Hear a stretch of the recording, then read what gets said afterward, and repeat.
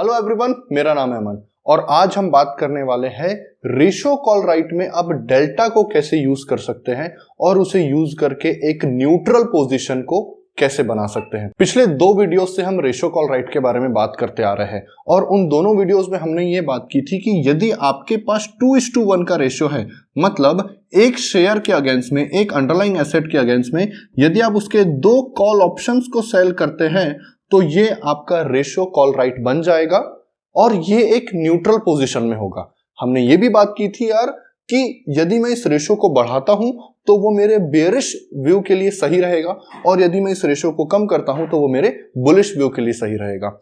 मुझे आप एक चीज बताइए, क्या ये जो 2:1 का रेशो है क्या सच में वो एक न्यूट्रल रेशो है? देखिए, 2:1 रेशो रखने के पीछे ना एक अजम्पशन है और वो अजम्पशन है डेल्टा से रिलेटेड।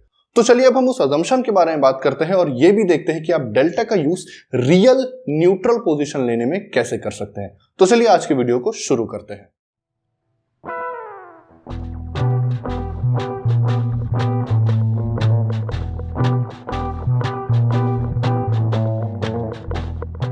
देखिए, अभी तक हमने डेल्टा के बारे में बहुत डिटेल में बात नहीं की है, जो कि हम आगे चल के अपने एडवांस टॉपिक्स में कवर करने वाले हैं। तो फिलहाल हम डेल्टा के बारे में थोड़ा सा एक बैकग्राउंड ले लेते हैं।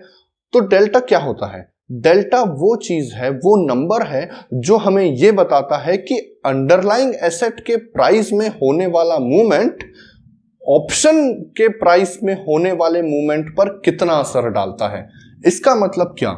इसका मतलब ये कि मान लीजिए किसी ऑप्शन के स्ट्राइक का डेल्टा 0.6 है, तो इसका मतलब ये होगा कि यदि जो अंडरलाइंग एसेट है, इस ऑप्शन का जो अंडरलाइंग एसेट है, यदि वो 1 पॉइंट से ऊपर जाता है, राइट, तो ये 1 पॉइंट का मूवमेंट उस ऑप्शन के प्राइस पर 0.6 पॉइंट का असर डालेगा। मैं ये नहीं कह रहा हूं कि उसका जो मूवमेंट है वो 0.6 ही होगा, ऑप्शन का मूवमेंट 0.6 नहीं होगा। क्यों? क्योंकि भाई इसमें एक और चीज इन्वॉल्व होती है, वो है टाइम वैल्यू, जिसमें कि टाइम वैल्यू के साथ साथ वॉलेटिलिटी भी होती है। अब इस चीज से हम क्या निकाल सकते हैं? इस चीज का मतलब क्या है? देखिए, यदि आप लोगों ने नोटिस किया होगा तो जो एट द मनी के जो ऑप्शंस होते हैं, जो एग्जैक्टली एट द मनी पे होते हैं, उनका डेल्टा 0.5 होता है। ठीक है, इसका मतलब क्या?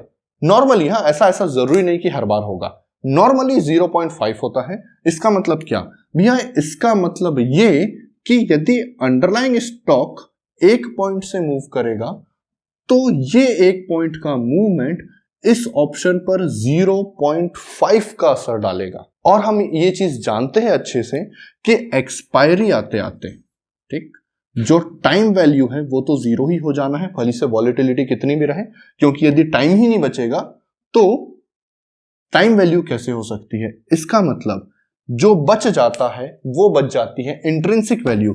और इंट्रिंसिक वैल्यू कैसे डिसाइड होती है? इंट्रिंसिक वैल्यू डिसाइड होती है अंडरलाइंग एसेट के प्राइस और उस स्ट्राइक के डिफरेंस पर। मतलब कि इंट्रिंसिक वैल्यू में अंडरलाइंग एसेट का प्राइस एक बहुत बड़ी अहमियत रखता है।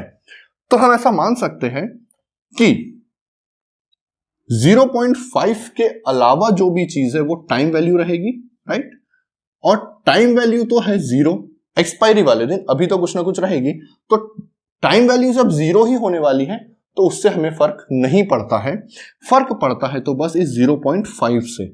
और रेशो कॉल राइट में मैं क्या कर रहा हूं? रेशो कॉल राइट में मैं एक न्यूट्रल पोजीशन लेने की कोशिश कर रहा हूं, राइट? अब देखिए, हम जानते हैं कि जो अंडरलाइंग एसेट है वो जब ऊपर जाएगा तो मुझे प्रॉफिट होगा, और कॉल ऑप्शन मैंने सेल किए हुए हैं, इसलिए जब अंडरलाइंग एसेट का प्राइस नीचे जाएगा तब मुझे प्रॉफिट होगा, ऊपर जाएगा तो प्रॉफिट, ऑप्शन नीचे जाएंगे तो प्रॉफिट। और मुझे एक न्यूट्रल पोजीशन बनाना है। तो न्यूट्रल पोजीशन बनाने के लिए मुझे अंडरलाइंग एसेट का एक शेयर बेचना पड़ेगा, राइट? सॉरी, एक शेयर खरीदना पड़ेगा। जब मैं ये एक शेयर खरीद लूंगा तो इसके अगेंस्ट में मुझे कितने ऑप्शन खरीदना पड़ेगा कि मुझे सेम प्रॉफिट हो? तो यदि मेरा डेल्टा 0.5 है, टाइम वैल्यू को तो हमने 0 मान लिया है क्योंकि वो एक्सपायरी में 0 होने वाली है, तो 1 पॉइंट का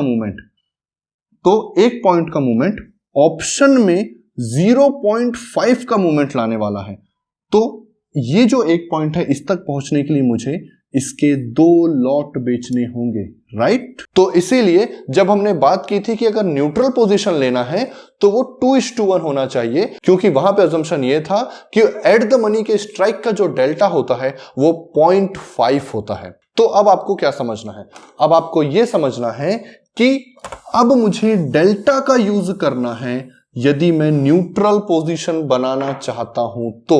मतलब मान लीजिए आपने एक ऐसा स्ट्राइक का कॉल ऑप्शन चूज किया है जिसका डेल्टा 0.7 है और आप न्यूट्रल पोजीशन बनाना चाहते हैं, मतलब ना आपका व्यू बुलिश है ना बेयरिश है, तो उस केस में आपको क्या करना पड़ेगा? उस केस में आपको यह समझना पड़ेगा कि डेल्टा का 0.7 होने का मतलब है कि जब भी अंडरलाइंग स्टॉक में 1 पॉइंट का चेंज आएगा, भली से ऊपर या नीचे, तो उस ऑप्शन के प्राइस में इस 1 पॉइंट के चेंज की वजह से 0.7 का चेंज आएगा। इसका मतलब क्या? इसका मतलब कि यदि मुझे इन दोनों को न्यूट्रल रखना है तो उस केस में मुझे क्या करना होगा?